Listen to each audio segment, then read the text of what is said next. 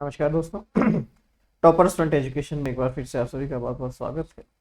Net का exam आपने देखा, इस बार जो नेट का एग्ज़ाम हुआ आपके सामने उसका परिणाम है, आपके सामने पेपर है, आपके सामने आपकी मेहनत है, आपके सामने उसका रिजल्ट है। ठीक है, आयोग जब आपका रिजल्ट निकालेगा, एनटीए जब आपका रिजल्ट निकालेगा, वो एक अलग चीज़ है।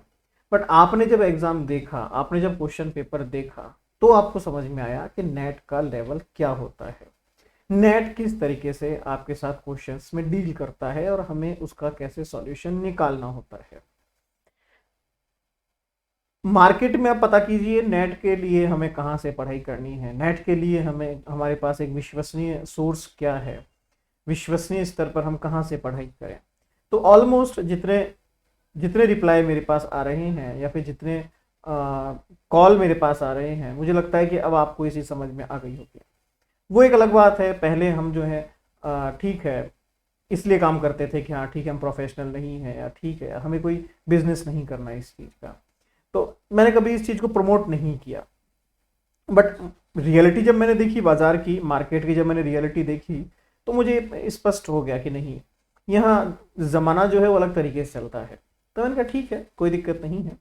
तो रिजल्ट जब आएगा तो आप देखिएगा, स्पेशली मैं इस बार जितने भी हमारे नेट जेआरएफ स्टूडेंट्स होंगे उनका स्पेशली आपके लिए इंटरव्यू लगाऊंगा चैनल के ऊपर। क्योंकि आजकल बच्चों की एक मेंटालिटी है, वो पूछते हैं कि साहब हमें तो सिलेक्शन बताइए कितना हुआ तो हम एडमिशन लेंगे वरना हमें।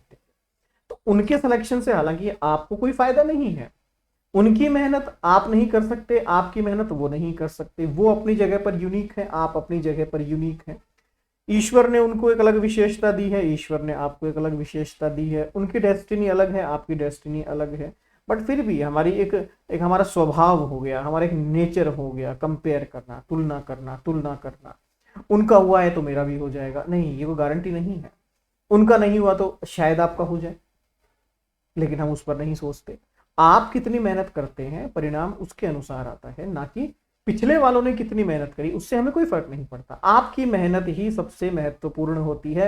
अपने जीवन में एक चीज हमेशा ध्यान रखें।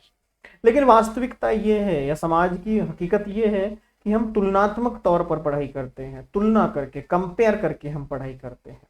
तो ठीक है, बहुत अच्छी बात है, कोई दिक्कत नहीं है इसमें, आप कंपेयर कीजिए, अच्छी बात है। उस कंपैरिजन का आपको रिजल्ट मिल गया। मेरे पास तकरीबन 50 कॉल ऐसे आए जिन्होंने कहा कि सर हमने सिर्फ आपका क्रैश कोर्स ज्वाइन किया, हमारी गलती हो गई, हमने फुल कोर्स ज्वाइन नहीं किया, वरना हमारा कंफर्म था इस बार सिलेक्शन।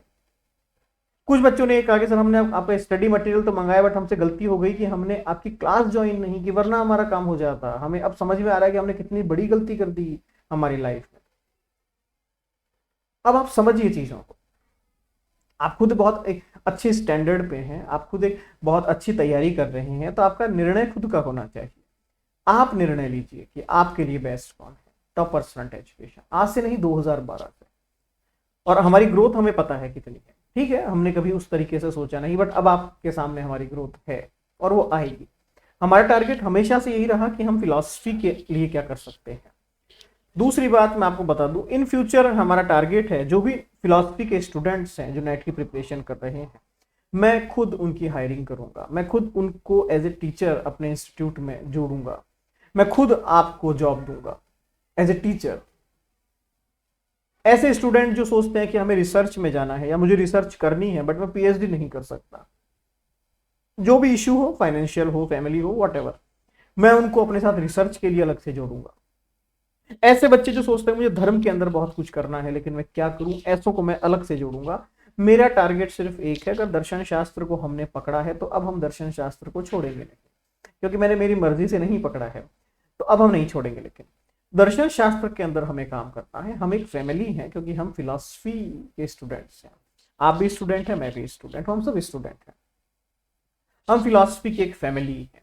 तो बहुत जल्द आप देखेंगे, मींस मेरा टारगेट है 2023 के अंदर, जनवरी फरवरी के अंदर, मैं बाकायदा रिक्रूटमेंट के लिए आप लोगों को एज ए टीचर रिक्रूट करने के लिए मैं खुद आपको एडवर्टीजमेंट दूंगा। आप उसमें अप्लाई कर सकते हैं, उसका मैं खुद खुद इंटरव्यू लूंगा पर्सनली आपके साथ। मैं कोई टेलीफोनिकली या फिर ऐसे इंटरव्यू नहीं, पर्सनली मैं फेस टू फेस आपका इंटरव्यू लूंगा। उसके बाद मैं आपको हायर करूंगा। कोशिश करेंगे हम आपको बहुत अच्छी सैलरी दें ताकि आपको लगे कि हाँ यार चलो अच्छा है। क्योंकि देखिए किसी ना किसी को तो ये काम करने पड़ेंगे फिलॉसफी को लेकर के सभी लोगों को मोटिवेट करने के लिए। तो मैं करता हूं तो बहुत अच्छी बात है, और हम सब लोग करेंगे तो बहुत ही अच्छी बात है। तो पहली बात तो मैं as a philosophy faculty recruitment करूंगा 2023 में। और दूसरा, हम फिलॉसफी को उस लेवल पर ले जाना चाहते हैं जहां पर इंडिया में सारे फिलॉसफी के स्टूडेंट्स एक प्लेटफॉर्म के ऊपर हों, एक मंच के ऊपर हों, एक जगह के ऊपर हो, चाहे वो टीचर्स हों, चाहे वो फैकल्टीज हों, चाहे वो आपके स्टूडेंट्स हों, चाहे वो रिसर्चर्स हों, चाहे वो बुद्धिजीवी लोग हों, या फिर मैं कहूँ कि वो जो भी हो व्यक्ति जिसके अच्छे विचार हैं, उनका एक ग्रुप होना चाहिए, एक मंच होना चाहिए। मैंने जयपुर में एक फिलोसफिकल क्लब की स्थापना की है। मैंने जयपुर में एक मेडिटेशनल सेंटर की स्थापना की है जो कि completely based on Indian ancient philosophy और इंडियन वैदिक फिलॉसफी के ऊपर बेस्ड एक प्रॉपर मेडिटेशन सेंटर है।